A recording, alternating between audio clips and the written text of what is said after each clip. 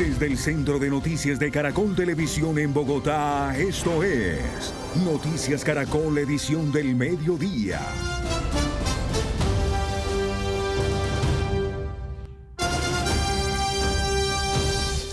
Buenas tardes y bienvenidos a nuestra emisión de Noticias del Mediodía. Hoy les hablaremos de la preocupación en Medellín y en el Valle de Aburrá por la mala calidad del aire.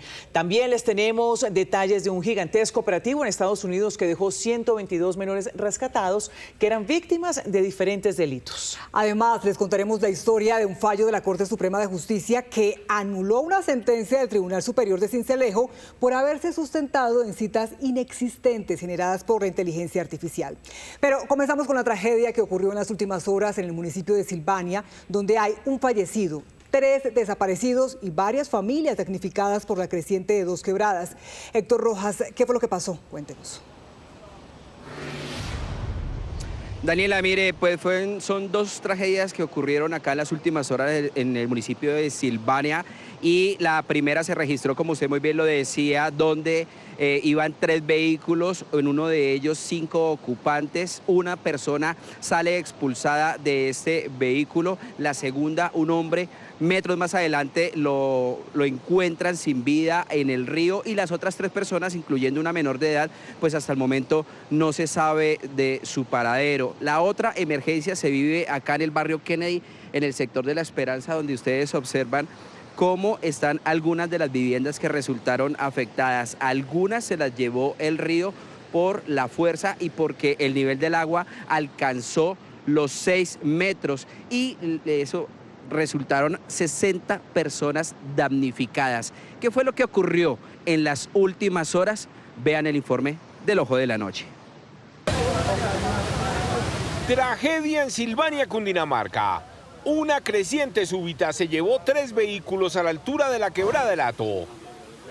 No sé ni cómo decírselo, yo pienso que algo estaba por allá represado arriba, yo no sé, el caso es que yo venía detrás de este BMW y cuando nos dimos cuenta, pues el agua nos cogió y nos subió, y a mí lo que me salvó fue este muro, porque si no, pues a mí me lleva al río.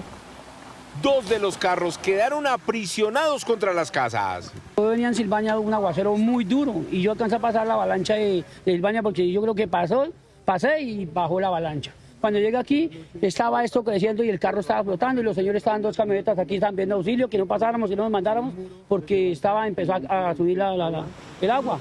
Cuando pasó el carrito allá, un carrito como un Renault 9, creo un Nissan, algo así pequeño, y empezó a dar vueltas en el remolino a la orilla del puente, entonces la señora de edad abrió la puerta.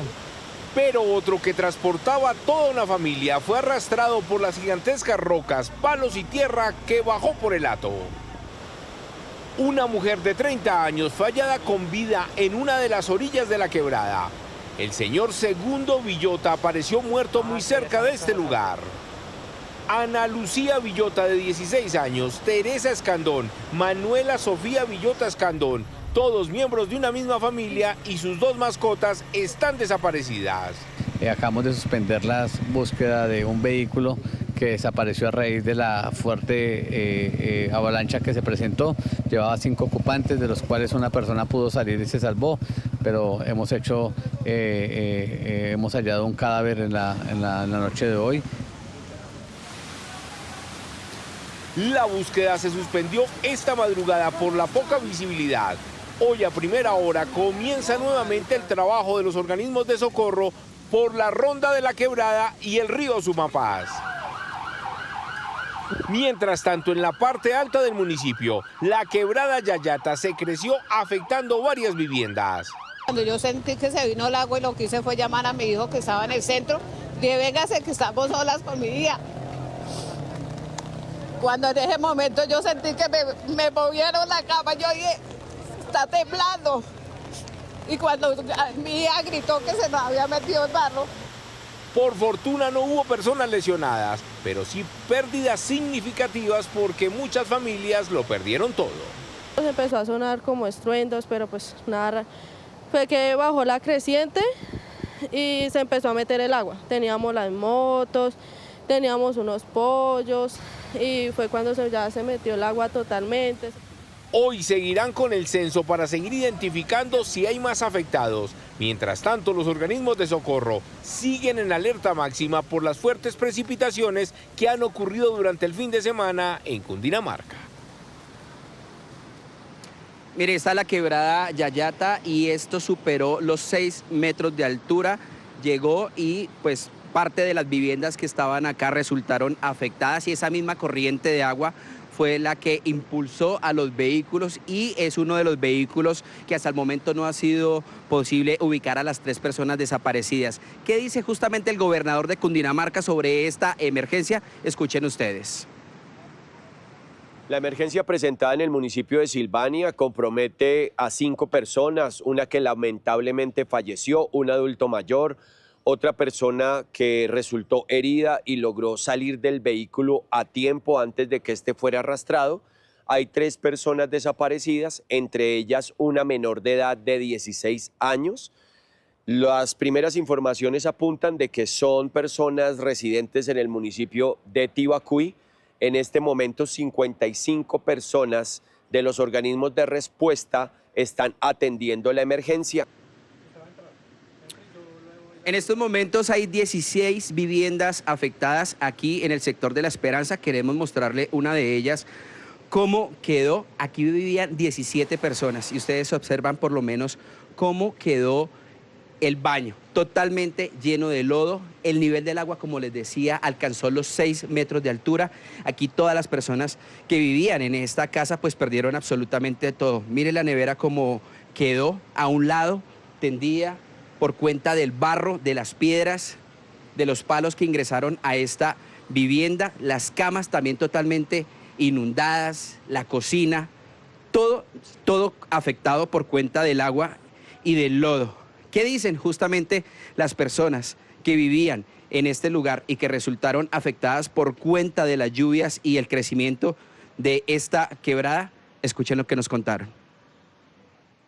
Yo estaba aquí adentro en la casa, estaba mirando televisión cuando escuché que una tormenta me venía para encima, pero era muy terrible, porque yo quedé trabado, que no podía ni del susto, y ya cuando me di cuenta fue que entró el agua aquí a la pieza. Entonces yo como pude, pues cogí una pantaloneta del celular y la billetera y salí. Estaba acostándome, ya me había puesto la pijama y estaba rezando. Yo siempre oro todas las noches para acostarme y para levantarme. Estaba rezando cuando yo escuché que sonaba como truenos, como piedras. Y yo me levanté y me puse unos zapatos, me puse un saco y le dije a mis hijos, vamos, vamos, porque viene la creciente. Gracias a Dios salimos todos ilesos, no pasó nada, pero sí llevó toda la mitad de las cosas de mi hijo y las mías. Pues. Las personas que viven en estas casas, pues nos ha informado las autoridades que tienen que ser evacuadas. Vendrá una segunda revisión por parte de los organismos de emergencia para ver si tienen que demoler estas viviendas por la cercanía a la quebrada y porque expone un riesgo eventual. Aunque se espera un buen clima en el transcurso del día, también las autoridades nos informan que hacia las 4 de la tarde, según pronósticos del IDEAN, volvería a llover. Sobre las personas que están desaparecidas, también nos informan los organismos de emergencia que ya ubicaron algunas partes de este vehículo Nissan, aproximadamente unos 6 kilómetros río abajo, y que no se sabe hasta el momento del paradero de estas 3 personas desaparecidas, dentro de ellas un menor de edad. Continúan las labores de búsqueda acá en el municipio de Silvania, en Cundinamarca.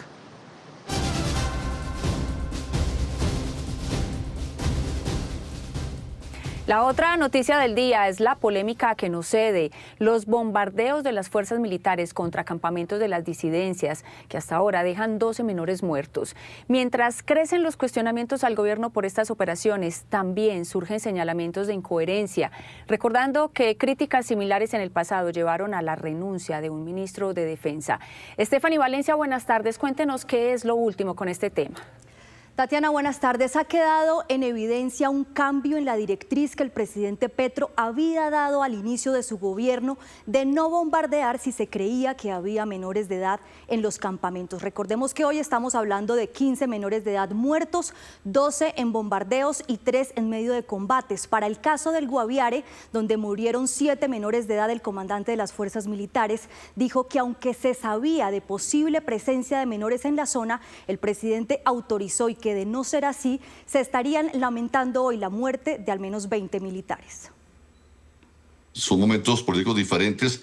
Lo que sí puedo decir es que la operación que hemos mantenido, hemos adelantado, son operaciones legales y lícitas, tal como fue la que se sucedió en ese entonces. Al presidente se le informó de la situación, que la posibilidad que haya menores, y él nos autorizó la operación. Almirante, el presidente Petro para el 2021 dijo que matar a un niño en un bombardeo no es un daño colateral, sino un crimen de guerra. En este caso, ¿quién tiene entonces la responsabilidad de las muertes de esos niños? ¿Quién le va a dar la cara a las familias de esos niños? A estos grupos que están reclutando a nuestros niños, porque en ese momento los que están más reídos es esos grupos armados que están viendo cómo la sociedad está atacando la institucionalidad. Entonces, yo los invito a que aquí nos enfoquemos en realidad quiénes son los victimarios, que son los que están llevando a estos niños y son los que están cometiendo los verdaderos crímenes de guerra, que es el reclutamiento forzado. Aquí hay un planeamiento, hay unos principios muy bien claros del DIH, que son los principios de proporcionalidad, para no causar daño excesivo a la población. Un principio también de distinción, donde uno define muy bien a quién va a atacar. El almirante Cubides dijo que no ocultaron la información como cuestiona la Defensoría del Pueblo y que pidió que la responsabilidad por estas muertes recaiga sobre los grupos ilegales quienes reclutan y usan a los niños para evitar la ofensiva militar. Aquí no hay nada que discutir con respecto a la doctrina. Nosotros tenemos que saber que un menor es un blanco lícito en la manera que está vistiendo, usando armas, caracterizado en función continua de combate, y se convierte en un blanco lícito, y en ese momento pierde la protección que le da el DIH como un civil. No tenemos ningún ocultamiento. Así que hay transparencia, y estamos dando la cara aquí hoy día, y cuando corresponde aquí por los medios, en el Congreso, estamos dando la cara de lo que estamos haciendo. ¿Cuál es la situación de los menores de edad en esos campamentos normalmente? ¿Qué tan fácil es para la fuerza pública determinar si hay o no hay menores de edad en estos sitios? La inteligencia siempre ha arrojado de que esos grupos siguen reclutando. Y es muy difícil poder hacer un conteo en la selva y poder detectar o discriminar que de los 20 o 30 bandidos hay 1 o 2 o 3 menores. Aquí la inteligencia nos lleva a que siempre hay la posibilidad de menores, y nosotros inclusive hemos suspendido muchos bombardeos. La defensora del pueblo, Iris Marín, dijo que es extraño que ni el gobierno ni las fuerzas militares hubieran informado la muerte de los menores de edad desde agosto pasado, y pidió a las autoridades buscar otros mecanismos antes de un bombardeo. Que se verifique previamente si quienes pueden resultar afectados, entre ellos se encuentran menores de edad, y que se agoten otros mecanismos que dentro de las hostilidades están permitidas de inteligencia, recuperación de los niños, niñas y adolescentes antes de incurrir en estos bombardeos. Desde octubre y desde agosto, porque también está el bombardeo que informa anoche Medicina Legal de agosto, nosotros estamos procediendo a solicitar información de todas las personas muertas en combate en estas operaciones de bombardeo, para verificar si inclusive en otros también habría otros menores de edad muertos. Yo no sé, digamos, por qué el gobierno no había dado información de esto, o si no lo tenía. Entiendo que respecto de los bombardeos de la semana pasada, los reportes de Medicina Legal salieron hacia finales de la semana pasada, entonces es probable que el gobierno no tuviera información. No es fácil sostener lo mismo respecto de los bombardeos de agosto y de octubre, sobre los cuales ya ha pasado bastante tiempo.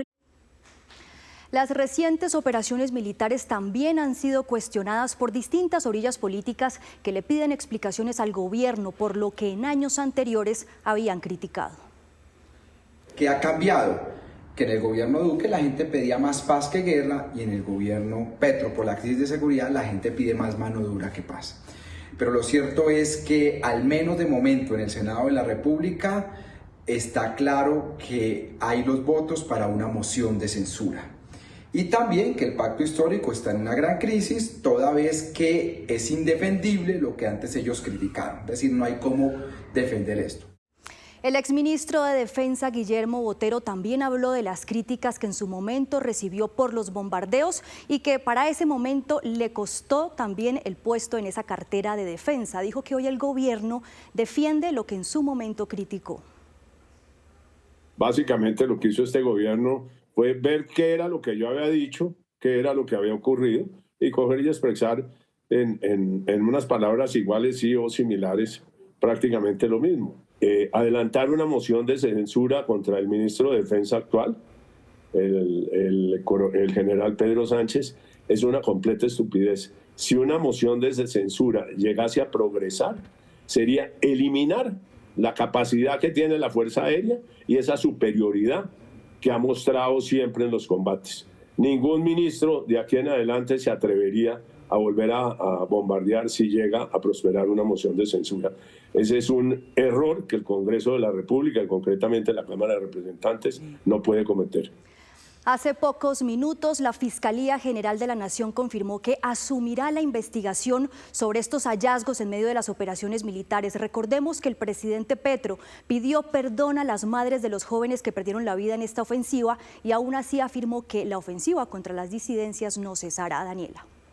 Estefanía, gracias. Y a propósito, la Procuraduría abrió indagaciones para determinar si se tenía o no conocimiento de la presencia de menores de edad en esos campamentos bombardeados y si se cumplieron los protocolos para evitar este lamentable resultado. Esto dijo el Procurador Delegado para los Derechos Humanos, Néstor Osuna. Hemos abierto aquí en la Procuraduría 5 indagaciones preliminares por los 5 lugares de los que tenemos noticia que se ha abierto, que ha habido bombardeos. Son 2 en Guaviare, 1 en Amazonas, 1 en Arauca y 1 en el Caquetá. Y allí lo que vamos a recabar es, primero, los informes de inteligencia, que allí está toda la información que nos permitirá saber eso. Si se tomaron las precauciones necesarias, si se sabía y si era posible saber allí en el terreno que había adolescentes, que había menores de edad reclutados y que formaban parte del ejército ilegal. Si no se sabía, ¿por qué no se sabía? Y si es que era inevitable saberlo, si se sabía qué previsiones se tomaron para intentar causarles el menor daño posible. Precisamente, organizaciones internacionales dedicadas a la protección de la infancia lanzaron un SOS por el incremento de más del 300% en casos de reclutamiento de menores en las filas de los grupos armados en los últimos 5 años. La escuela a la que asistía María se encontraba llena de niños y niñas, ya que una semana después se dio en el pueblo un reclutamiento masivo. Ese es solo uno de los miles de casos de niños, niñas y adolescentes ubicados en zonas en donde el conflicto sigue presente. Testimonios recogidos a través de la campaña Manos Rojas por la Paz, liderada por organizaciones internacionales que alertan por el incremento del reclutamiento forzado en Colombia. Somos el 7º país, según datos de las Naciones Unidas, con mayor reclutamiento en el mundo. Se concentra principalmente en regiones del Pacífico, como Chocó, Cauca, pero también, por ejemplo, en Norte de Santander y Arauca. Aunque hace 23 años Naciones Unidas estableció un protocolo a nivel mundial que prohíbe el reclutamiento y la utilización de menores de 18 años en conflictos armados, hoy en Colombia se están registrando entre 9 y 13 casos, según organizaciones internacionales. Un flagelo que marca para siempre la vida de los menores de edad y es considerado como un crimen de guerra. Un menor vinculado al grupo armado, un menor con arma es ante todo una víctima y así tiene que ser concebido como una víctima. El primer punto tiene que ser la exigencia del cese inmediato al reclutamiento infantil. Esto tiene que parar. Se trunca todo su desarrollo personal, desde el acceso a los servicios y derechos básicos como la educación, que es desescolarizado y sale de las actividades educativas, hasta toda la posibilidad de tener un desarrollo pleno y sano. Las cifras de UNICEF muestran que en los últimos 5 años el reclutamiento de niños, niñas y adolescentes ha crecido en un 300%, mientras que otros tipos de violaciones, como la instrumentalización, el abuso sexual, la negación de acceso humanitario y ataques a las escuelas, han incrementado un 42%. Bueno, esta es la situación que se vive compromiso de todos, es un llamado a las fuerzas ilegales para no continuar con estas prácticas, pero también al gobierno a ser mucho más contundente en sus formas de combatir esta forma de utilización.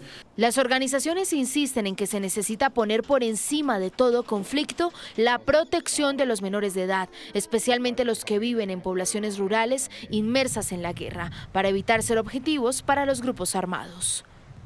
Pues hoy será radicada en el Congreso la moción de censura contra el ministro de Defensa, Pedro Sánchez, por la muerte de estos 12 menores en bombardeos de la fuerza pública.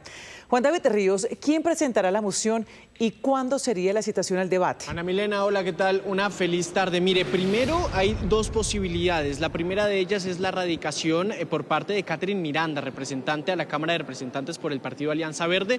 Ella advierte que ya está recogiendo las firmas para poder presentar esta moción de censura.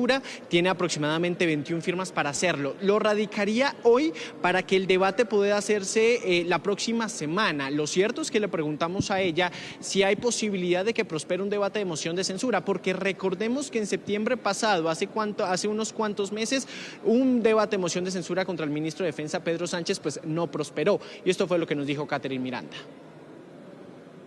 Lo lógico, lo coherente con los principios que históricamente ha defendido el presidente Gustavo Petro es que estos hechos sean absolutamente condenables y tal vez no salga por votación en moción de censura, pero el ministro sí tiene que salir porque se le pida la renuncia. Bien, ya hay otra posibilidad y es por parte de la bancada de oposición, pero en el Senado de la República. Algunos senadores del Centro Democrático también están mencionando que podrían radicar una moción de censura contra el ministro Pedro Sánchez, por supuesto, por estos bombardeos y el fallecimiento de los menores de edad. Lo cierto es que tan pronto se radique, ya sea en Cámara o en Senado, se tiene que anunciar el proyecto para después, por supuesto, dar lugar a ese debate de moción de censura. Sí, Juan David, gracias. Desde enero del 2024 hasta junio de 2025, según datos de la Defensoría del Pueblo, van 391 niños, niñas y adolescentes reclutados en el departamento del Cauca. Fernando Rojas, ¿qué ha pasado con estos menores de edad? ¿Qué se sabe de ellos? Hola Stephanie, muy buenas tardes. Mire, pues estos menores de edad son cifras que entrega la Defensoría del Pueblo, pero la misma Defensoría y las comunidades indígenas han manifestado que pueden ser hasta 5 o 7 veces más, ya que existe un subregistro, ya que hay temor por parte de las comunidades indígenas y en el departamento del Cauca para denunciar cuando a un niño o una niña se los llevan de manera reclutados de manera forzada. En este caso, o en esta situación del departamento del Cauca, hay casos tan preocupantes como el doble reclutamiento de 2 niñas del norte del departamento del Cauca en el pasado mes de octubre. 2 niñas que fueron reclutadas, fueron recuperadas, nuevamente reclutadas y nuevamente recuperadas por las comunidades indígenas. A mediados de octubre del 2025, 2 niñas indígenas reclutadas por las disidencias de Mordisco fueron recuperadas por las comunidades. Cuando regresaban, en el sector de Timba, fueron arrebatadas al grupo de autoridades que las recuperó. Días después, fueron nuevamente recuperadas por una comisión indígena que las encontró en la parte alta de Buenos Aires, Cauca. Un caso que ilustra la gravedad del reclutamiento de niñas indígenas. Integrantes del Frente Jaime Martínez se llevaron a varias menores de edad y tras nuevas acciones comunitarias, las niñas fueron nuevamente recuperadas. Hoy se encuentran al cuidado de sus familias y de las autoridades indígenas articuladas en la CIN. Cifras de la Defensoría del Pueblo revelan que desde enero del 2024 hasta junio del 2025, en el Cauca fueron reclutados 391 menores de edad. Según las cifras, los mayores reclutadores de niños en el país son las disidencias de Mordisco. La gran mayoría corresponden a niñas, niños y adolescentes indígenas, lo que confirma que los pueblos étnicos son el blanco principal de esta práctica. En el primer semestre de 2025 la entidad ya había conocido 37 nuevos casos en el departamento, lo que indica que el fenómeno no se ha detenido. El departamento del Cauca es uno de los epicentros de esta tragedia dentro de un total nacional en el que la niñez indígena aparece como la más afectada. Por su parte, las comunidades indígenas reportan más de 700 niños, niñas y adolescentes reclutados de manera forzada en Cauca. Según sus cifras, en el 2025 ya van 257 menores de los pueblos ancestrales reclutados en el departamento. Los niños en el departamento del Cauca no solamente se ven afectados por el reclutamiento forzado, también son víctimas de la violencia y en este caso de las agresiones y ataques de los grupos al margen de la ley. Tal es el caso de una menor de edad que junto a su madre se movilizaban en el sector de Mojarras durante el pasado fin de semana. Pasaban por un retén que montaba en ese momento un grupo al margen de la ley y desafortunadamente resultaron heridas en medio de disparos cuando ante una directriz de pare por parte de este grupo, pues la familia no acató esta directriz. Oye, la madre y la menor se debaten entre la vida y la muerte aquí en el Hospital Universitario San José de Popayán. La condición sigue siendo crítica de la menor. El día de ayer fue intervenida por el equipo de neurocirugía. Sin embargo, su lesión cerebral es compleja y su pronóstico todavía es muy reservado. Respecto a la paciente adulta, viene en mejor evolución. Es posible que si su evolución sigue favorable, en los próximos días se le dé egreso. Esta delicada situación que se presentó en el sector de Mojarras, pues mantiene con preocupación al departamento del Cauca, pero también a las autoridades sobre la situación de seguridad que se vive durante estos días en la vía panamericana, desde el norte hasta el sur. Esto ha hecho que precisamente el gobernador del Cauca haga un reclamo para que se militarice toda la vía panamericana, una situación que reclama la presencia de fuerza pública, tanto de policía como de ejército, a lo largo de esta vía internacional. Estos son los sucesos que hacen noticia en el mundo a esta hora. Las revelaciones del presidente Donald Trump sobre un canal de diálogo abierto con el régimen de Nicolás Maduro en medio del masivo despliegue militar en el Mar Caribe han generado múltiples preguntas sobre lo que busca Estados Unidos. Más aún, cuando hace unos meses Trump aseguró que Maduro ya había ofrecido absolutamente todo. Parece ser el último intento que se le dará a la diplomacia en medio de una campaña de máxima presión. Él no ha sido bueno con Estados Unidos, así que ya veremos qué pasa. En algún momento hablaré con él. Se refiere el presidente Donald Trump a Nicolás Maduro, quien ha sentido ya durante meses la presión de un gigantesco despliegue militar de Estados Unidos en el Mar Caribe, que ya concentra 15.000 efectivos y 12 embarcaciones militares, incluido el poderoso portaaviones USS Gerald Ford. Trump no ha dado detalles de qué espera con sus negociaciones, pero fuentes de la administración le dicen a Noticias Caracol que Richard Grenell es uno de los encargados de reactivar los acercamientos con Caracas y que la intención de la Casa Blanca es que se pueda dar una salida de Maduro del poder de manera voluntaria. Precisamente le preguntaron a Trump en las últimas horas si hay algo que pueda hacer Maduro para quedarse en el poder con el visto bueno de Washington. Es difícil decirlo. La pregunta es un poco compleja. Él le ha hecho un daño tremendo a nuestro país. El mismo Trump ha revelado en anteriores ocasiones que Maduro ya le ha ofrecido todo, haciendo referencia a acceso para empresas estadounidenses al petróleo y oro venezolano. Con la designación del Cartel de los Soles como organización terrorista, ataques en territorio venezolano parecen más cercanos. Trump, por cierto, dijo que veía con buenos ojos que sus fuerzas atacaran a los carteles en suelo mexicano. La presidenta Sheinbaum reaccionó. Yo le he dicho en todas las ocasiones que podemos colaborar, que nos pueden ayudar con información que ellos tengan, pero que nosotros operamos en nuestro territorio. El mandatario estadounidense también aseguró que se enorgullecería de destruir los laboratorios de cocaína en Colombia.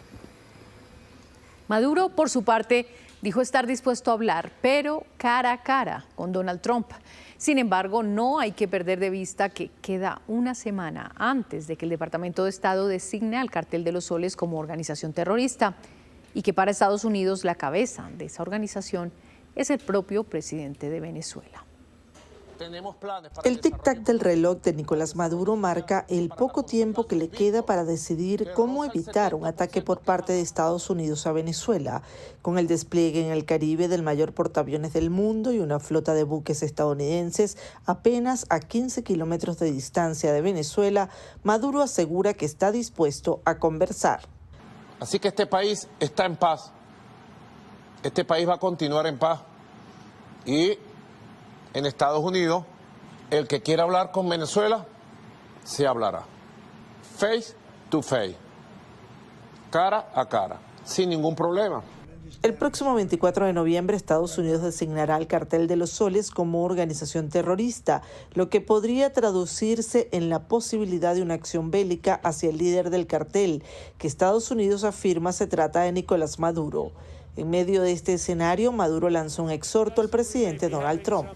Hay un empeño de sectores de poder de los Estados Unidos por destruir al presidente Trump. Quieren que el presidente Trump cometa el error más grave de toda su vida y se meta militarmente contra Venezuela, lo cual sería el fin político de su liderazgo y de su nombre. Entre tanto, la líder opositora María Corina Machado ha difundido un video donde arenga a las Fuerzas Armadas para que apoyen una transición pacífica, asegurando que faltan pocas horas para que se concrete el cambio de gobierno.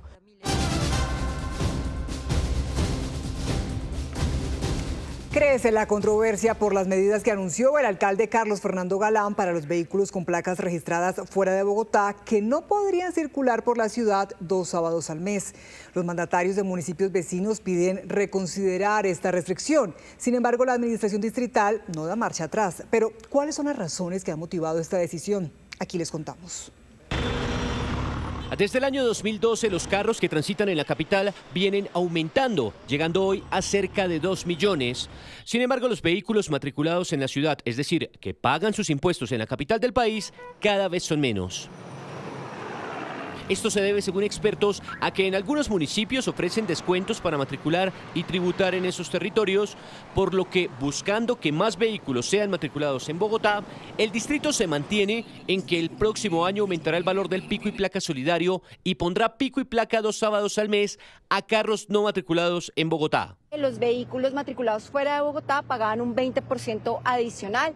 A partir del próximo año será de un 50% adicional. Y la segunda medida es pico y placa los días sábados para los vehículos matriculados fuera de Bogotá. El horario es el habitual como funciona de lunes a viernes y las mismas restricciones. Medidas que cuestionan conductores de carros matriculados en la sabana de Bogotá.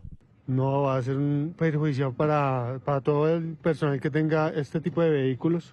¿Usted viene frecuentemente? Sí, claro, yo viajo todos los días aquí a Bogotá. Tenaz, porque imagínate, si uno viene a Bogotá por alguna cita médica o algo. Algunos mandatarios de la Sabana advierten que estas decisiones van en contravía de la unidad del departamento y que afectarían a cerca de 80.000 conductores de Cundinamarca que a diario transitan la capital. Es difícil escuchar los llamados de unidad regional cuando se toman ese tipo de decisiones que laceran los intereses de los municipios que cohabitamos con la capital. Los municipios vecinos a la capital de la República solicitamos el replantear estas medidas que afectan directamente a nuestros territorios. Desconocen las realidades económicas, políticas, culturales de nuestro municipio con Bogotá. Según la Secretaría de Movilidad, diariamente transitan 546.000 vehículos y se estima que cerca del 30% están registrados fuera de la ciudad. Pero si hablamos de transformaciones y de nuevas realidades, nos tenemos que conectar con Washington, porque muchos colombianos ya han podido acceder a boletas para el campeonato mundial. Y hay noticias que tienen que ver con el gobierno de los Estados Unidos en boca de Donald Trump y también del presidente de la FIFA, Gianni Infantino. ¿En qué va a consistir este proceso? No sé, Juan Camilo Merlano en Washington, si es de cercanía, de favorecer citas o de dar realmente visas a los colombianos. ¿Cuál es la realidad? Hola, Juan Camilo, buenas tardes.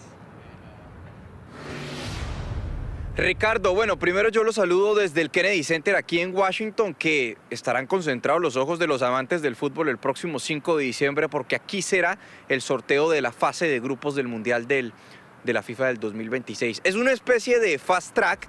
Esto básicamente lo que ha presentado el presidente Trump y el presidente de la FIFA, Gianni Infantino, es el FIFA Pass.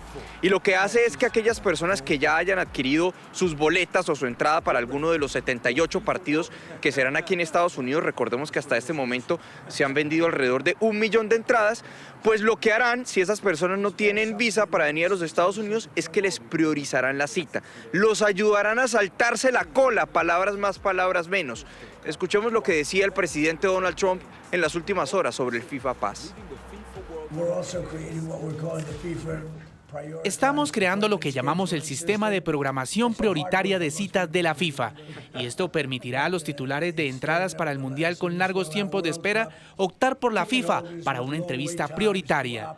Y he ordenado a mi administración que haga todo lo posible para que el Mundial de 2026 sea un éxito sin precedentes.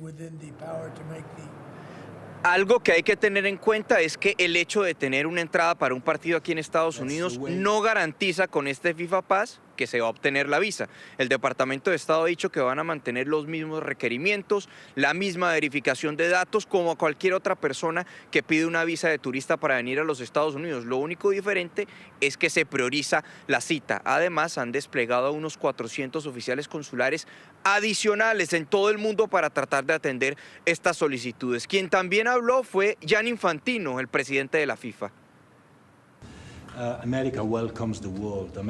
Estados Unidos dará la bienvenida al mundo aquí el año que viene. Venderemos entre 6 y 7 millones de entradas para los partidos. Tendremos entre 5 y 10 millones de personas que vendrán a América desde todo el mundo para disfrutar del Mundial. Y con este pase FIFA podemos asegurarnos que quienes compren una entrada y sean aficionados legítimos al fútbol puedan venir y asistir al Mundial en las mejores condiciones, empezando por obtener su visado y luego, por supuesto, venir al país para disfrutar. Ahora, ¿cómo va a funcionar? La FIFA a principios del año que viene, del 2026, va a habilitar un portal especial que va a estar conectado con el Departamento de Estado. Allí las personas que tengan su boleta colocan sus datos y que no tengan visa para venir a los Estados Unidos, colocan sus datos y a través de esa plataforma les consiguen una cita más rápida, una cita prioritaria para poder eventualmente venir al Mundial.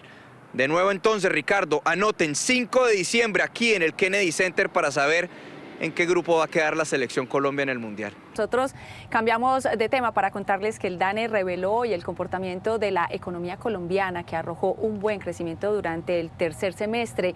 Henry González, ¿cuáles son las cifras? Adelante. Tatiana, buenas tardes. Así es, ese buen crecimiento al que usted hace mención fue de 3,6% durante el tercer trimestre de este año, lo cual muestra no solamente que es el mejor trimestre en materia de crecimiento económico desde comienzos del año 2021, sino que además muestra una consolidación en esa recuperación de la economía colombiana, especialmente después de la pandemia. Para el año corrido 2025, el crecimiento ya va en 2,8% y el tercer trimestre, comparado con el segundo trimestre, tuvo también un crecimiento intertrimestral de 1,2%. Cuando miramos por sectores para ver cuáles pesaron más en este buen resultado, en primer lugar está la administración pública, que creció 8%, también el comercio 5,6%, las industrias manufactureras 4,1%, el sector de la agricultura 2,4% y también las actividades artísticas que incluyen los conciertos, el entretenimiento, los partidos de fútbol, el cine, etcétera, que crecieron 5,7%.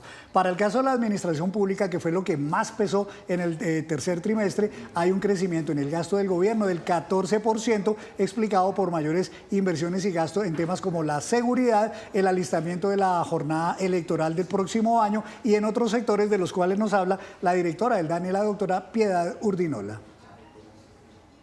Allí tenemos pues grandes inversiones que se han hecho en distintos programas que se hacen también en la escuela básica, primaria, secundaria, como son los programas de tutores. Son programas que han venido a dinamizar precisamente todo el sector de educación de no mercado. Actividades de atención de salud humana y de servicios sociales, ya con aportes más moderados, pero también en positivo crece 3,8%, aporta 1,2 puntos porcentuales. Y allí lo que estamos viendo es que los servicios de salud con y sin hospitalización, tanto en el sector público como en el sector privado, están creciendo. Dos lunares que muestra este reporte del DANE. En primer lugar, dos sectores que decrecieron, no crecieron, sino que se redujeron, se contrajeron. Explotación de minas y canteras decrecieron 5,7% y el sector de la construcción, que sigue mal, con un decrecimiento de 1,5%. De otro lado, el otro lunar, mientras las exportaciones en el tercer trimestre crecieron 2,2%, las importaciones subieron muchísimo más, 10%. Y en el caso de los hogares colombianos, que tuvieron un crecimiento bastante grande en el consumo, 4,2%, especialmente explicado por los alimentos, el mayor gasto en recreación, en transporte, en compra de muebles, en gastos de salud y también en los servicios de comunicaciones. Henry, gracias. Pues hablando precisamente de telecomunicaciones, Henry, la recién aprobada integración de Tigo y Movistar como una sola empresa traerá beneficios, pero también riesgos en el sector de telecomunicaciones. Averiguamos qué puede ocurrir con la competencia, la calidad y las tarifas de estos servicios. ¿Qué operador de telefonía tiene usted? Tigo. ¿Yo? Tigo. Tenía Claro. Tigo. Claro. ¿Le funciona bien? Sí. Seguramente estas respuestas de los usuarios de Bogotá responden a la pregunta de qué es un duopolio. Es cuando dos empresas se consolidan con la mayor participación del mercado de un mismo sector. Con la aprobación de la integración Tigo-Movistar, pues se quedarían con una gran participación del mercado, cuando hoy ya Claro es dominante en el sector de las telecomunicaciones. Pero ¿qué quiere decir esto? Que estas empresas nombradas, a partir de la aprobación de la Superintendencia de Industria y Comercio, serán las que principalmente le van a ofrecer a ustedes servicios de telefonía e internet y otros. ¿Qué piensan los expertos? Por lo menos garantizarle a los colombianos que aquí no vamos a caer en un monopolio. Si nosotros tenemos una regulación adecuada, con precios de imputación, con medidas tanto para Claro como para Tigo Movistar, en cuanto al acceso a sus redes, la no competencia en condiciones favorables en los otros mercados, yo creo que los terceros pueden sobrevivir. Que eso termine impactando positivamente al usuario.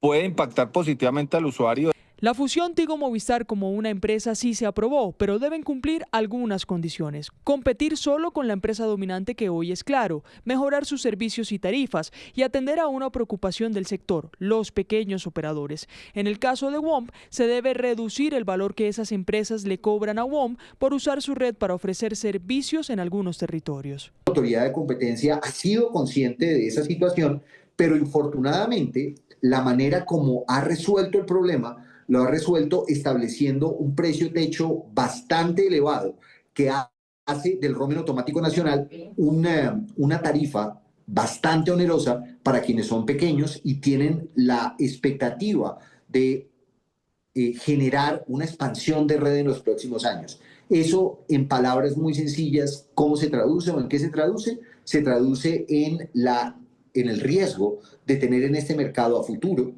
únicamente a dos agentes.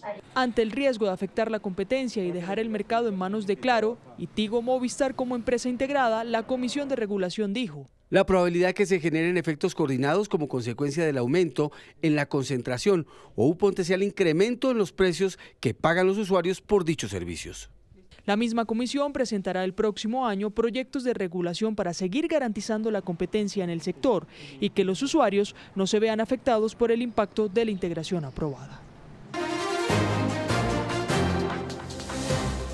A esta hora les cuento que el fenómeno BL sigue revolucionando la capital colombiana. El artista barranquillero realizó este fin de semana 4 de sus 6 conciertos programados y vendidos completamente en el Movistar Arena de Bogotá. En las últimas horas sorprendió a sus seguidores con el anuncio de una 7ª fecha en este recinto, convirtiéndose así en el artista con más presentaciones de esta misma gira en este lugar. De 6 fechas anunciadas, les cuento que se han celebrado 4, es decir, más de 42.000 personas, es decir, 14.000 en cada noche aproximadamente. Aún quedan pendientes 2 fechas, 26 y 27 de noviembre, que esto será la próxima semana. Y también les cuento que BL es el artista con más presentaciones en este lugar. También se espera una 7ª presentación que aún se está por confirmar cuál será la fecha. En Noticias de Salud hablamos de la diabetes, una condición de la que todos hemos escuchado y que seguramente afecta a alguien que conocemos, pero ¿qué tan claros tenemos sus síntomas y factores de riesgo?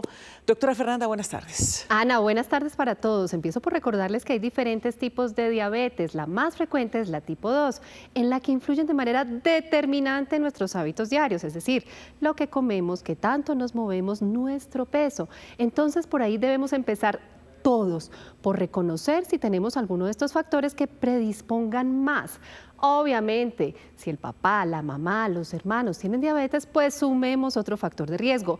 Los estoy invitando a hacer este ejercicio de revisar esas condiciones que nos predisponen para ir al médico, así se sientan bien, porque esta enfermedad avanza sin mostrar síntomas durante años y esa es una de las razones por las cuales hay muchas personas caminando por ahí tranquilas y con la enfermedad sin detectar, pero ya haciendo daños en diferentes órganos. Les cuento, los datos muestran que del 16 hasta un 50% de personas con diabetes podría estar sin diagnóstico. En Colombia, alrededor de 3 millones de adultos viven con diabetes tipo 2, la forma más común de esta enfermedad. Se sabe que la obesidad, sumada a hábitos como el sedentarismo y la mala alimentación, son factores de riesgo para desarrollarla. Mucha gente piensa, por ejemplo, que comer azúcar produce diabetes. No, mientras no lleve a obesidad. Es el exceso de peso el que hace que la diabetes salga a flote en personas predispuestas. Además de reconocer sus factores de riesgo, hay que conocer los síntomas que pueden pasar desapercibidos y tardar años en aparecer. La diabetes, cuando está muy descontrolada, ya el nivel de azúcar se ha subido demasiado, entonces va a producir la típica sed, orinadera, grandes cantidades de orina, pérdida de peso y a veces inclusive aumento del apetito. Por eso el endocrinólogo Pablo Aschner recomienda que después de los 30 años, especialmente si hay antecedentes familiares de la enfermedad, se realicen chequeos médicos de laboratorio al menos una vez al año.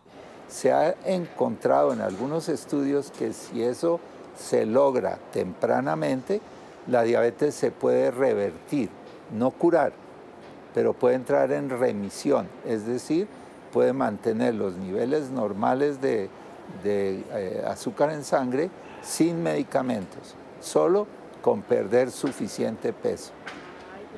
Entonces ese es como la principal objetivo. Es que no detectar la enfermedad de manera temprana aumenta el riesgo de complicaciones que pueden afectar la vista, los riñones, el corazón, entre otros. Hoy hay múltiples opciones de tratamientos seguras y que permiten tener calidad de vida. Obviamente hay que hacer cambios de estilo de vida, pero además hay algunos medicamentos que en ese momento son los más indicados. En general, si la persona está muy gorda, se prefieren aquellos medicamentos que además de bajar la glicemia, ayudan a perder peso, facilitan la pérdida de peso. Hay una nueva familia de medicamentos que tienen justamente esa característica, los que llamamos los agonistas del receptor. En Colombia se acaban de publicar nuevas guías para el manejo de la diabetes tipo 2, una iniciativa de la Asociación Colombiana de Endocrinología, Metabolismo y Diabetes, precisamente con el objetivo de que instituciones, médicos y demás personal de la salud tengan las mejores estrategias de prevención, diagnóstico y tratamiento. Insisto, un manejo a tiempo y adecuado va a evitar diálisis, amputaciones, ceguera y no es solo medicamentos. Esto requiere cambios en la alimentación, hay que moverse y por supuesto ese manejo farmacológico que va a depender mucho de lo que hacemos día a día. Y precisamente son esos hábitos los que también juegan un papel decisivo en la prevención. Feliz tarde. A esta hora, un atentado contra una patrulla militar se registró en el municipio de Arauquita cuando se movilizaban en un vehículo en el casco urbano. Varios hombres armados dispararon en varias ocasiones contra la patrulla militar, donde allí hasta el momento se conoce que 2 uniformados resultaron heridos. El hecho se registró a pocos metros del casco urbano de esta localidad, más exactamente en la vía que comunica Arauquita con Arauca. En estos momentos se realizan operativos en esa localidad para dar con la captura de los responsables. A esta hora en Bucaramanga sale de cirugía y con pronóstico reservado uno de los 3 guardas de seguridad heridos por un ataque de un paciente aquí en el Hospital Universitario de Santander. Según el centro médico, el hombre de 34 años que ingresó a urgencias por heridas de arma blanca y alcoholizado arremetió contra los celadores porque pretendía salir del hospital sin que le hubieran dado de alta. El paciente los atacó con arma blanca, dejando a uno de ellos con lesiones de gravedad. El US rechazó la reacción violenta del paciente, quien ahora se encuentra hospitalizado y capturado en el sitio por la policía. A esta hora en Valencia de Jesús, corregimiento de Valledupar, hay un clamor de la comunidad que a través de una velatón y otras manifestaciones exige la pronta liberación del soldado profesional Víctor Hugo Yepes, de 21 años, secuestrado el pasado 14 de noviembre durante un ataque armado de la estructura Carlos Patiño de las disidencias de las FARC en el sector de Guaudalito, del municipio de Balboa, Cauca, hecho en el que también varios militares del Batallón de Operaciones Terrestres número 20 resultaron heridos. La familia del soldado pide una pronta liberación negociada, rechazando cualquier intento de rescate militar que lo ponga en riesgo. A esta hora es noticia en Nariño de la máxima alerta en la que están las autoridades después de que ubicaron y desactivaron 2 kilos de pentonita que habían sido dejados en una caja en cercanías a la vía perimetral del municipio de Pasto. Esto en plena zona urbana, en el barrio Cujacal, donde las autoridades ubicaron precisamente estos explosivos gracias a la información ciudadana. Este es ya el tercer artefacto explosivo que es desactivado por parte de las autoridades en los últimos 6 meses en diferentes puntos del municipio de Pasto. A esta hora en noticia en el departamento del Magdalena, la preocupación que tienen las autoridades y la comunidad en general por la alta cifra de accidentalidad que se registra no solamente en Santa Marta, sino en el municipio de Ciénaga, que es el segundo de mayor población en el departamento del Magdalena. En las últimas horas, las 2 nuevas víctimas se tratan de 2 motociclistas, una mujer y un hombre, quienes se dirigían hacia el municipio de Ciénaga y tuvieron un fuerte accidente. Terminaron perdiendo el control de la motocicleta y se dieron contra un costado. Ya van 18 fallecidos en el presente mes en el departamento del Magdalena por accidente de tránsito. 2 de la tarde de 7 minutos. Alias Marlon estaría detrás de los atentados terroristas con granada en Cali el fin de semana en el CAI de Charco Azul. En el ataque perdió la vida un perro que había sido adoptado por uniformados. Valentina Gallego, ¿cómo avanzan las investigaciones? Stephanie, televidentes, buenas tardes. A esta hora las autoridades en Cali están revisando diferentes videos de las cámaras de seguridad para establecer si los 4 atentados terroristas del fin de semana están relacionados entre sí, pero también si esa pareja de terroristas serían los mismos que habrían lanzado las granadas en estas 4 oportunidades. Lo que ya está confirmado es que la orden la habría dado Iván Hidrobo, alias Marlon Velázquez, segunda cabecilla de las disidencias de las FARC, por las cuales las autoridades ofrecen más de 3.000 millones de pesos de recompensa. Las disidencias estarían trabajando con un grupo de terroristas que estarían aquí en la capital vallecaucana. La ciudadanía pidió reforzar la seguridad en todas las esquinas. Esta mascota llamada Mono, o también conocido por sus compañeros de guardia como Huesos, fue la víctima mortal del más reciente atentado terrorista en el CAI de policía del barrio Charco Azul en el oriente de Cali. Este sería el 4º atentado terrorista en menos de 4 días en la ciudad. Según las investigaciones, las disidencias de las FARC estarían trabajando con un frente urbano que fabrica y porta de manera ilegal granadas de fragmentación. Estamos estableciendo si tiene un outsourcing el Frente Jaime Martínez con la Manuel Cepeda Vargas, que delinque en algunas partes de la ciudad de Cali, y vamos a establecer a través de los videos, a través de las entrevistas que logramos recolectar el día viernes y el día sábado, y con base en eso vamos a lograr la plena identidad de estos terroristas. Según las autoridades, estos ataques serían una retaliación por la captura de alias Veneno en el Cauca. Reiteraron el llamado al gobierno nacional para que priorice la seguridad del Valle del Cauca. Estamos investigando también los procesos relacionados con alias Marlon, que es uno de los cabecillas importantes de la Jaime Martínez, y por eso reiteramos al gobierno nacional contundencia y resultados. Este sería el segundo atentado contra este CAI. En el mes de agosto del año pasado, los terroristas también lo atacaron. Me tocó cuando la violencia, cuando se mataban a machete, a hacha y toda vaina, pero ahora es pura granada, pura pólvora, pura dinamita y no, terrorismo pero feo.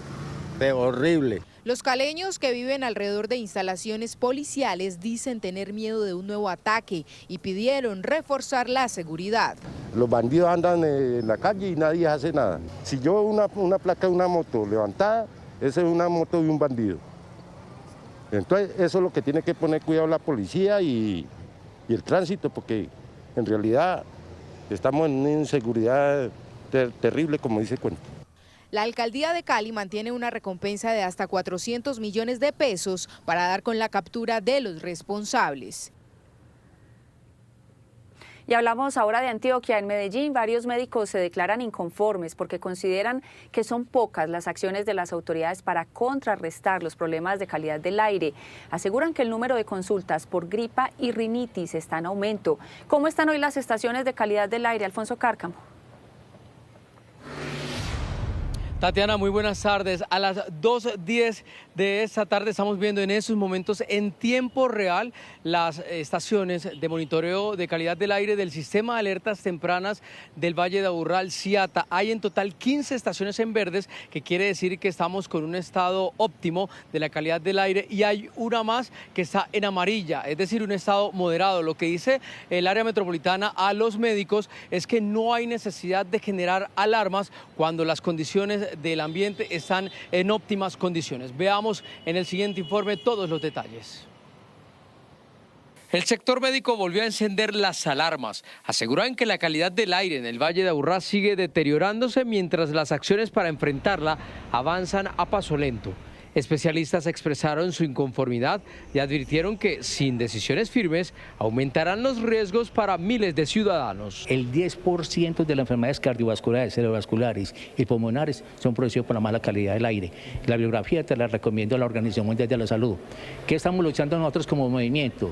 Que se actualicen las normas de Colombia, no con la 2254 de 2017, que es muy permisiva con los contaminadores, sino según las recomendaciones de la Organización Mundial de Salud de 2021, que es más preventiva. Organizaciones criticaron que en octubre, como es habitual, no se tomaron acciones para enfrentar periodos complejos de calidad del aire. ¿Cómo trascendemos de las acciones en donde meramente se toman las decisiones, sino que hay un trabajo en donde se prioriza la calidad de vida y se toman estos datos para realmente hacer un cuidado de las personas, especialmente a los menores de 5 años, mayores de 65 y las personas embarazadas? El área metropolitana respondió a Noticias Caracol que no se tomaron acciones porque no hubo episodios de mala calidad del aire en ninguna estación de monitoreo en el mes pasado.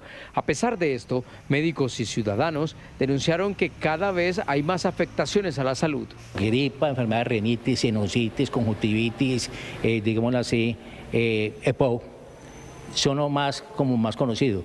Pero acuerde que tiene que ver con los infartos y los derrames cerebrales, ¿sí?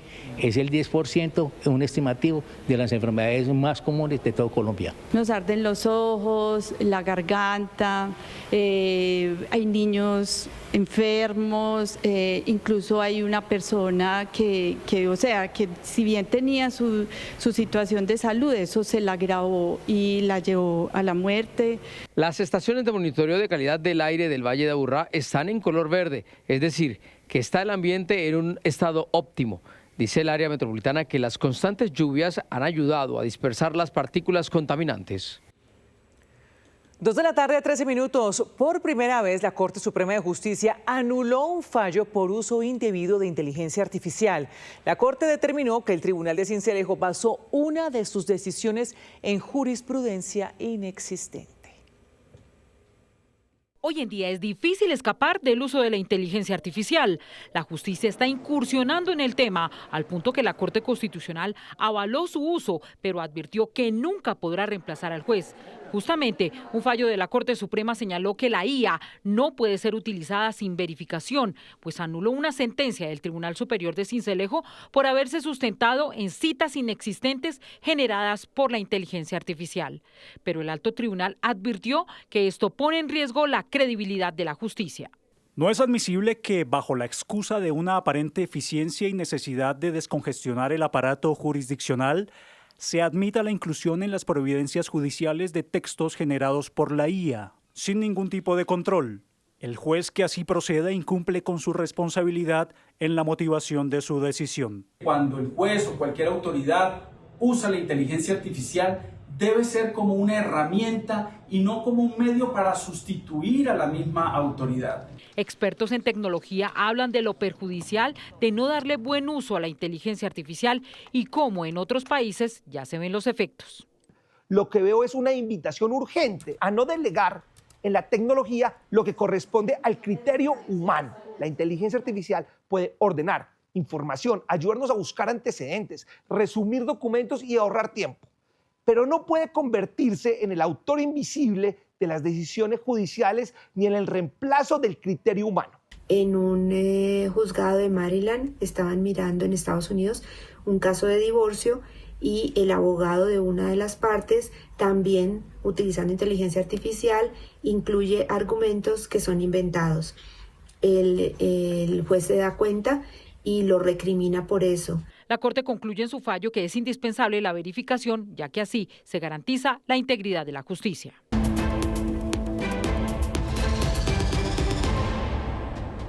El Mundo Hoy nos trae la visita del príncipe heredero de Arabia Saudí a Estados Unidos, la primera desde el asesinato del periodista Jamal Khashoggi en 2018. Las reacciones a la resolución de la ONU que consolida el plan de paz de Estados Unidos para Gaza y la campaña de cara a la segunda vuelta presidencial en Chile. Empezamos en Estados Unidos con una de las operaciones de recuperación infantil más grandes de los últimos años. Las autoridades de Florida anunciaron el rescate de 122 niños reportados como desaparecidos. Varios de ellos fueron víctimas de abuso, explotación o abandono. Fue un operativo de 2 semanas, intenso, silencioso y de un gran alcance. Abarcó 9 estados del país y se denominó Operativo en Casa para las Festividades. El resultado, 122 niños rescatados entre los 2 y los 17 años de edad. Todos estaban en Florida. Fueron hallados en las ciudades de Tampa, Orlando, Jacksonville y Fort Myers. Muchos habían sufrido abuso, explotación o negligencia. Otros estaban bajo custodia ilegal o habían sido trasladados fuera de sus ciudades sin autorización. El fiscal general de Florida calificó como indescriptibles las condiciones en las que fueron hallados algunos menores. Por eso lanzó una advertencia. Si vienen a Florida y pretenden tocar a nuestros hijos, abusar de ellos, manipularlos, si pretenden maltratarlos, aquí los vamos a encontrar. Los vamos a encerrar el mayor tiempo posible bajo cargos por abuso sexual infantil. Y de hecho, si aplica, solicitaremos pena de muerte. Equipos de investigación multiagencias, federales y estatales, unidades tácticas y personal de bienestar infantil buscaron a menores desaparecidos en casas, moteles, calles, zonas rurales y refugios temporales. 6 personas fueron detenidas y enfrentan cargos por abuso sexual de menores y sustracción ilegal. En Jacksonville, 2 hermanos de 14 y 15 años fueron reportados como desaparecidos hace un año y fueron hallados en un parque de casas rodantes. Ambos habían estado expuestos a metanfetamina y otras drogas por personas en ese lugar. Fueron encontrados bajo los efectos de las drogas y con un grave estado de desnutrición. Al ser hallados, les dijeron a los miembros del equipo de rescate, gracias por salvarnos la vida. La Fiscalía Estatal de Florida anticipó que habrá más operativos similares y conforme avancen las investigaciones se incluirán más imputaciones del operativo reciente. Literalmente como un príncipe es recibido hoy en la Casa Blanca Mohammed bin Salman, el heredero de Arabia Saudita, que invertirá $1 billón en Estados Unidos. Cuestionado sobre eventuales conflictos de interés, pues sus hijos firmaron un acuerdo inmobiliario en Arabia Saudita, Trump dijo que no tiene nada que ver con los negocios familiares. Por su parte, bin Salman aseguró que quiere normalizar las relaciones con Israel, como reclama Estados Unidos, pero pidió una vía clara a la creación de un Estado palestino. Además, se refirió al asesinato del columnista del Washington Post, Jamal Khashoggi, perpetrado por agentes saudíes, como un doloroso y grave error. Tanto Israel como la autoridad palestina celebraron la resolución presentada por Estados Unidos y aprobada por el Consejo de Seguridad de la ONU, que refuerza el plan de paz para Gaza y que incluye, entre otras cosas, el despliegue de una fuerza internacional en la franja. Pero por ahora ahí la población no para de sufrir. Resolution 28. La resolución, aprobada con 13 votos a favor y 2 abstinencias por parte de Rusia y China, estipula una fuerza de seguridad internacional hasta 2027 para asegurar las fronteras del territorio con Israel y Egipto y así proteger la población, permitir el ingreso adecuado de ayuda humanitaria y capacitar un ejército palestino. Mientras tanto, en la franja, las familias empiezan a vivir una nueva amenaza, el invierno. Ella es Jihan Al-Rifi, madre de 6 hijos. Su familia vive los estragos de las duras condiciones meteorológicas. Una noche de tormenta acabó con su refugio improvisado. Yo estaba horneando de noche y todo se vino abajo. Salimos a dormir a la otra tienda, pero pasó lo mismo. El viento sopló toda la noche y también se nos vino encima. Mira cómo se cayó por dentro y por fuera. Todo se vino abajo y está inundado. Es un desastre total. Jihan ya no tiene dónde más llevar a sus hijos. Uno de ellos, la menor, duerme dentro de una caja con estera simulando ser una manta. Además, tampoco tienen servicio de energía y las pocas velas que se consiguen para iluminar son demasiado costosas. No esperábamos que esto sucediera. Mi casa y nuestras pertenencias se perdieron y a donde quiera que vamos no tenemos dinero. No recibimos ayuda ni nada, no tenemos nada. ¿Qué podemos hacer? Dios mío, danos alivio. Ahora no solo ella, sino miles de palestinos piden que los camiones llenos de ayuda humanitaria lleguen con nuevas tiendas de campaña, ropa y comida para poder enfrentar esta nueva crisis. En Chile empezó la campaña para la segunda vuelta presidencial que medirá las fuerzas de 2 extremos ideológicos, la izquierdista Janet Jara y el ultraderechista José Antonio Kast. Tienen menos de un mes para reforzar sus propuestas y sumar los apoyos necesarios para lograr llegar al Palacio de la Moneda. Chile inició la cuenta regresiva para decidir entre 2 extremos quién se quedará con las llaves del Palacio de la Moneda. La líder de izquierda, Janet Jara, se medirá en las urnas con el ultraderechista José Antonio Kast. Jara, militante del Partido Comunista y exministra de Trabajo en el gobierno Boric, prometió que la migración será una de sus prioridades. La necesidad de avanzar en un control migratorio más efectivo, en fortalecer la seguridad pública. Vamos a insistir en que en Chile se levante el secreto bancario y sigamos la ruta sucia del dinero. A los que se nieguen, como Kast, a levantar el secreto bancario, aquí les digo, el que nada hace, nada teme. Pese a quedar en segundo lugar, Kast está convencido de que su tercer intento por llegar al poder será definitivo. También aborda la migración irregular, pero discrepa en cómo enfrentarla. Pero la única victoria real, la única victoria que nos hará celebrar es cuando derrotemos al crimen organizado y al narcotráfico. La victoria real será cuando cerremos nuestras fronteras a la inmigración irregular. El país está dividido en 2 orillas y así se siente en las calles. Desilusión grande porque tenía todas mis esperanzas en Janet Jara, que iba a ganar por más. Ganamos, pero muy poquito, margen muy estrecho. Habría preferido que hubiera habido una primera vuelta de la derecha. Hay que esperar que salga uno que recupere el país, que es lo más importante para los chilenos, que recuperen nuestro país. El hastío de la población se mezcla con esperanza, mientras la inseguridad y economía son otras 2 grandes preocupaciones. Si bien Jara encabezó la primera vuelta con el 26%, su tarea no será fácil en el balotaje. Su adversario tiene el respaldo de Johannes Kaiser y de la exalcaldesa Evelyn Matei, de derecha, y quienes, pese a quedar fuera de la contienda, son decisivos para el Chile que gobernará los próximos 4 años. Y volviendo al panorama nacional, las lluvias continúan causando emergencias en 3 regiones del país y afectando principalmente vías intermunicipales. Comenzamos este reporte con nuestra corresponsal en Santander, Natalie Ramos. En Santander hay paso restringido en la carretera nacional entre Bogotá y Bucaramanga por un nuevo hundimiento en el tramo del municipio de Oiba, solo 3 días después de que se habilitara el paso de vehículos en los 2 sentidos de la vía. Ya se registran daños. También los agricultores de Jesús María reportan el cierre total de la conexión hacia la zona alta porque los aguaceros de los últimos días dejaron la carretera hecha un lodazal. En este departamento se completan 40 48 días de protestas y de no pagos en 4 peajes que subieron sus talanqueras por falta de inversión en la ruta de los comuneros.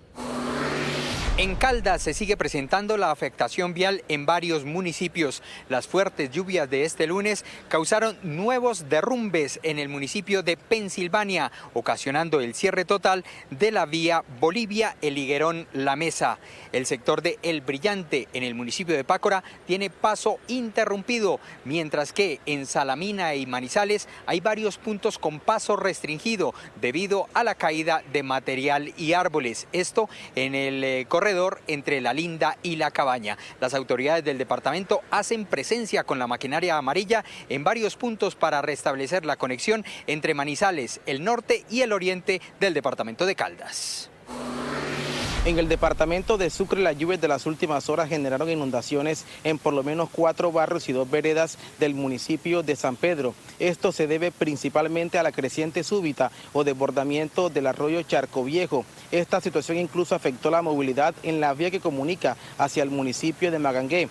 Producto de esta inundación resultaron afectadas unas 70 familias que se encuentran damnificadas. Esta emergencia fue atendida por la Oficina Departamental de Gestión de Riesgo, la Alcaldía del municipio de San Pedro y la Defensa Civil Seccional Sucre. De otro lado, en la Fundación Universitaria Los Libertadores en Bogotá se realizó un debate con varios precandidatos presidenciales. La educación superior, los bombardeos y la lucha contra el narcotráfico fueron los temas centrales de este evento. Precandidatos presidenciales de todas las orillas políticas estuvieron en el foro de discusiones de país que se realizó en la Fundación Universitaria Los Libertadores en Bogotá. El evento comenzó con propuestas sobre educación superior y los principales retos que afronta el país. Poder entrar en universidades donde ni siquiera tiene que ir al sector financiero, pueden darle su crédito. Ampliar esa base de acceso, porque la educación virtual no tiene esas restricciones físicas que tienen los edificios en la educación. Sí hay que bajar los 5 años a 3. Necesitamos un país minero y explotador de petróleo. Necesitamos que las regalías sean las que financien esa semilla de futuro de país que nosotros tenemos en la educación. Los recientes bombardeos y la muerte de menores de edad en estas operaciones militares suscitaron las críticas de algunos precandidatos a las decisiones de este gobierno. Ustedes hacían debates en el Congreso. Se tiene que ir el ministro de Defensa. El presidente es un asesino de niños. ¿Y ahora qué? El presidente Petro ordenó los bombardeos. Es un asesino de niños. Pero ahora sí no dicen nada. Además, la lucha contra el narcotráfico fue el tema que más causó revuelo. La legalización de las drogas y Estados Unidos como aliado fueron las bases de la discusión.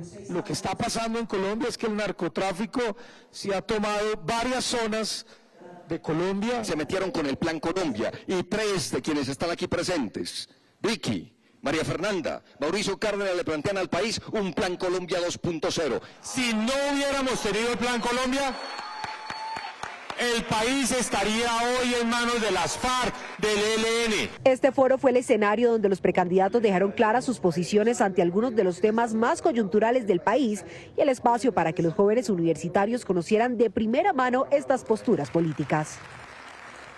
La misión de observación electoral destacó la campaña que emprendió la Procuraduría para blindar las elecciones de 2026, en las que se elegirá al nuevo Congreso y al próximo presidente de los colombianos. Alejandra Barrios dijo que las elecciones se deben cuidar desde ya. Paz electoral. Las elecciones de 2026 se realizarán en las fechas establecidas por la Constitución y la ley. La Procuraduría General de la Nación vigilará y acompañará el desarrollo de los comicios. Para Alejandra Barrios, directora de la MOE, la paz electoral que promueve la Procuraduría arranca por el compromiso de los colombianos a estar informados de quiénes son los posibles candidatos al Congreso y la Presidencia y qué proponen. Dijo que hay que estar alerta a las falsas noticias. De manera particular, las elecciones que vamos a tener el próximo año, en marzo, tienen una característica que no han tenido otras. Son las primeras elecciones donde vamos con todas las redes sociales a full, pero no solamente eso, con inteligencia artificial que también es capaz de deformar la realidad en medio de un contexto que ya ni siquiera está polarizado. Son discusiones completamente radicalizadas que lo que termina es generando desconfianza, incertidumbre, temor frente a lo que puede pasar. Sobre la premisa de respetar el calendario electoral del 2026, la directora de la MOE fue tajante.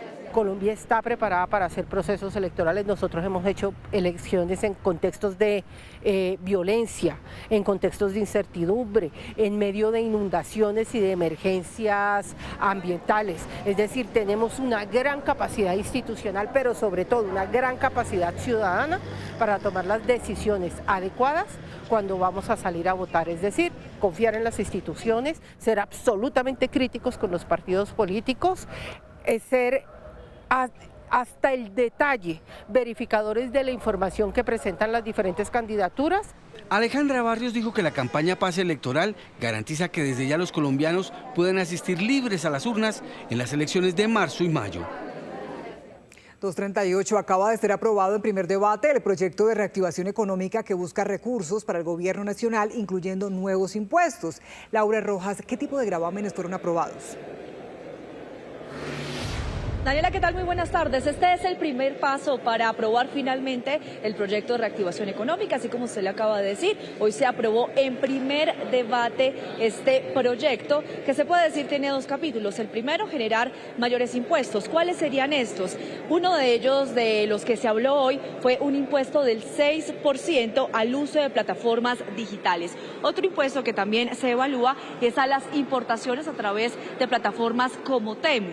Y también se está planteando el uso o la compra más bien de vapeadores y al tabaco. También en este segundo capítulo pues se hablan de los beneficios que muchos congresistas han manifestado para hacerle precisamente honor a su nombre, de la reactivación económica. Es una iniciativa muy importante que también tiene algunos beneficios como los créditos del Fondo Nacional del Ahorro sin hipoteca, o también los descuentos tributarios a donaciones a los fondos de protección y apoyo a las personas con discapacidad, algo también de vehículos para incentivar obviamente todo el tema del reemplazo de la flota de vehículos de transporte público, así que bueno, y de carga, así que es un proyecto de ley pues muy interesante que reactiva la economía del país y donde el Estado va a poder, si está de acuerdo, si le da el aval, porque hoy debo decir que es una iniciativa de origen congresional que se aprueba en primer debate, pero estaremos sujetos a que el Gobierno Nacional pueda otorgarle el aval. Ahora, ¿qué es lo que queda? Este es el primer paso, pero quedan 3 debates más. Lo que sigue es que pasaría a plenarias de Cámara de Representantes, luego pasaría a debate en el Senado y posteriormente, si va avanzando ese proyecto, pues llegaría a las plenarias de Senado. Gracias por continuar con nosotros. En la frontera con Venezuela hoy se registraron varios cierres del principal paso provocados por las protestas de familiares de colombianos que siguen detenidos en cárceles de ese país. Richard Quiñones, ¿cuántas personas permanecen detenidas? Hola, muy buenas tardes. Son alrededor de 22 los colombianos que permanecen detenidos en cárceles de Venezuela. Esto fue lo que provocó la movilización de sus familiares aquí en territorio colombiano, en el puente internacional Simón Bolívar, que cada 15 minutos se abren las puertas de este paso binacional para que puedan movilizarse entre ambos países los peatones y también los vehículos. Pero este cierre intermitente podría generarse a lo largo del día si no hay una respuesta por parte de Cancillería. Iván Colmenares es uno de estos detenidos que hace un mes quedó en libertad y hoy cuenta qué es lo que está sucediendo en el país vecino y también está pidiendo apoyar la liberación de estos colombianos. Se está pidiendo libertad y justicia para cada una de las personas que se encuentran injustamente detenidas por el gobierno venezolano. Más que yo, estoy aquí apoyando la causa porque también fui secuestrado, fui desaparecido y de otro tipo de delitos y aquí estamos pidiendo la liberación de cada uno de ellos. El llamado es claro y es exigir la liberación de cada una de las personas que está acá. No es posible que después de un año todavía estas personas continúen allá detenidas. Advierten por ahora que muchos de ellos no han tenido contacto con sus familiares desde hace más de un año. Están pidiendo que se acelere la liberación de esos connacionales en el país vecino. De lo contrario, no descartan el cierre de los otros puentes internacionales. Gracias, Richard. 3 de la tarde, 14 minutos. Barranquilla se alista para poner en marcha su nuevo atractivo turístico, la Luna del Río, una rueda de la fortuna con la que se espera atraer a más de 400.000 visitantes a la capital del Atlántico este año. Barranquilla ya tiene su propia luna, que bajó hasta el malecón para que todos puedan subirse en ella. Es la Luna del Río, una rueda de 65 metros de altura con 44 cabinas climatizadas con capacidad para 6 personas, desde donde se puede apreciar una vista panorámica de gran parte de la ciudad y de su río Magdalena. Esto es un producto italiano de altísima calidad, y yo pienso que Barranquilla está todos los días ganándose un carácter que no tenía hace 10 años. Esto tiene miles de luces. Esto va a ser tan lindo de día como de noche. Este atractivo, que desde ya pinta como un nuevo icono turístico de Barranquilla, atraerá a miles de visitantes. La Luna del Río va a permitir que en esta ciudad lleguen 300, 400 mil visitantes al año, nuevos que no llegaban, y que van a llenar nuestros hoteles, van a llenar nuestros restaurantes, van a llenar nuestros centros comerciales. Turistas deseosos de compartir el sueño de los barranquilleros, que cada día se enamoran más de su Barranquilla y de su luna. Esto va a traer muchos turistas, de hecho ya está haciendo un gran impacto en Barranquilla, todo el mundo tiene que ver con esto es algo innovador, espectacular. Estamos viendo cuándo abren para poder ser parte de la inauguración. La Luna del Río también hará posible que se siga dinamizando la economía en los centros comerciales, hoteles, restaurantes, entre otros lugares de La Arenosa. Las expectativas son mayores, bastante altas. Esperemos que en estos breves nos vaya muy bien. Esperemos que sea favor a todos, más que todo nuestros turistas puedan vivir la mejor experiencia acá en Barranquilla con nosotros. El proyecto, que contará además con zonas verdes, senderos, parque y áreas comerciales, se espera sea inaugurado como un regalo en el mes de diciembre. Se destrabó el proyecto de ampliación y modernización del aeropuerto Rafael Núñez de Cartagena. El Ministerio de Transporte informó que pronto se reiniciarán las obras. Isaac Rivera, ¿en qué consisten estos avances?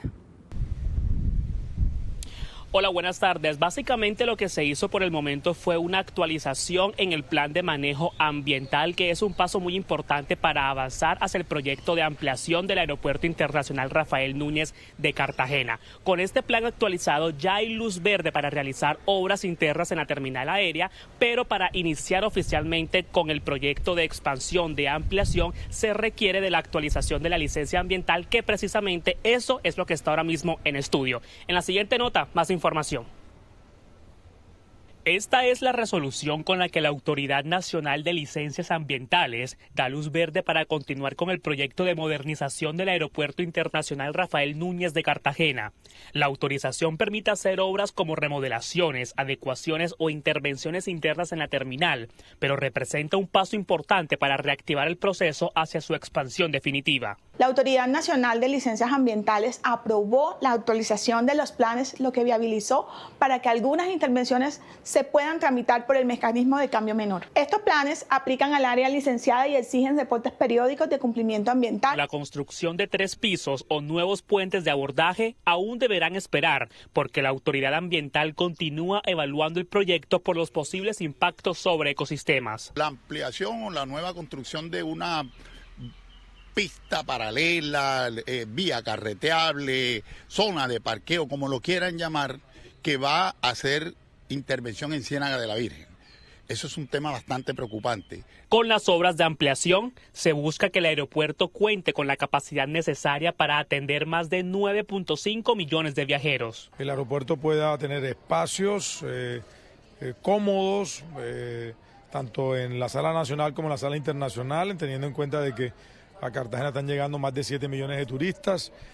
Y lo que a nosotros nos interesa pues es que el aeropuerto sea una marca también de la ciudad. El proyecto debía empezar en marzo, pero el cronograma está atrasado. De esta manera, con la autorización ambiental se destraba una millonaria inversión que permite su ejecución poco a poco. Una mujer de Norte de Santander huyó de las extorsiones y la violencia y encontró refugio en el Quindío, donde salió adelante gracias al procesamiento del plátano. Hoy su emprendimiento no solo le cambió la vida, sino que genera empleo para otras víctimas. Víctima de las denominadas vacunas, Consuelo Zuluaga dice que salió de su natal Norte de Santander en búsqueda de la paz y tranquilidad que no tenía en su propia casa. Teníamos una finca pequeña con ganado y empezamos a sufrir pues la extorsión como muchos en el campo y Cuando no tuvimos con qué pagar, entonces empezaron a amenazarnos. Yo estaba embarazada de mi hija menor, que actualmente tiene 18 años. Consuelo pasó por diferentes municipios de Colombia, pero fue en Córdoba, Quindío, en donde encontró la calma y una oportunidad para emprender. Yo empecé a estudiar todo lo del plátano y eso, cuando ya nos cogió la pandemia, entonces empecé a tomar en el SENA cursos sobre transformación de plátano. Y fue cuando empezamos a vender snacks. Su emprendimiento se ha fortalecido, cuenta con su propia planta, produce 8 sabores diferentes de los populares platanitos y tiene bajo su dirección a más mujeres cabeza de hogar y víctimas del conflicto. Me alegra mucho que doña Consuelo y que tenga opciones de ampliar más el negocio, porque vamos a tener más empleo las personas que somos víctimas y también madres cabezas de hogar. Natural, sin conservantes, que ahorita el tema de los químicos está pues, busca uno una sanidad, entonces gusta mucho.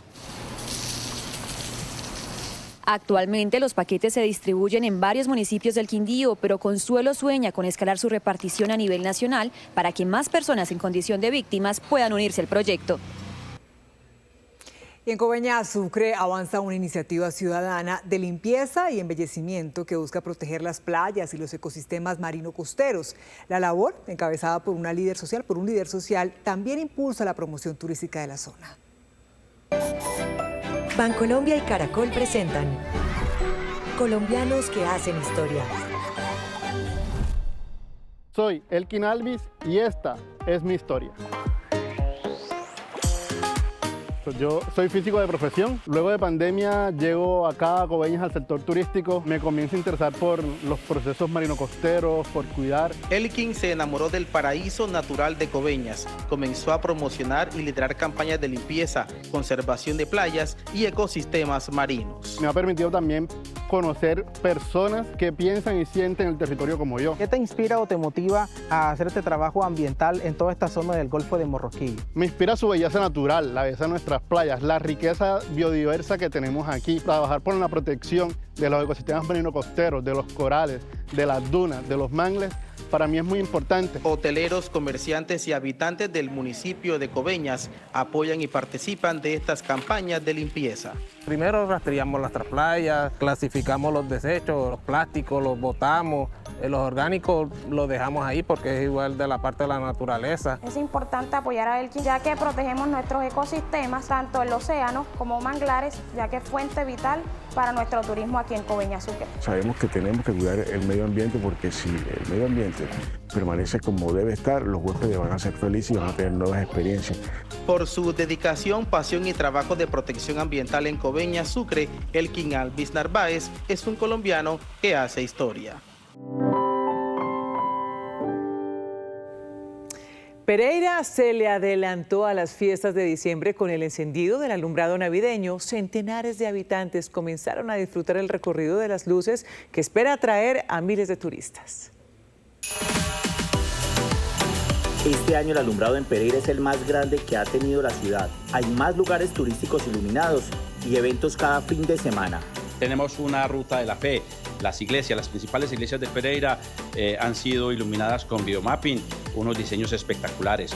Es decir, este es un alumbrado que la verdad vale la pena visitar y conocer. Además se encuentran recorridos especiales, entre ellos recorridos a las iglesias. Instaladas más de 3.500.000 luminarias distribuidas por 8 avenidas diferentes de nuestra ciudad, 11 parques, 2 puentes, incluido el viaducto César Gaviria Trujillo, una apuesta mágica de una pista de hielo completamente gratis para todos los pereiranos y turistas. Tenemos más de 200 figuras instaladas por diferentes sectores de nuestra ciudad en sitios icónicos como el Cerro Canceles, figuras que alcanzan proporcionalmente hasta los 9 metros de altura. Tenemos un alumbrado innovador, todo absolutamente nuevo.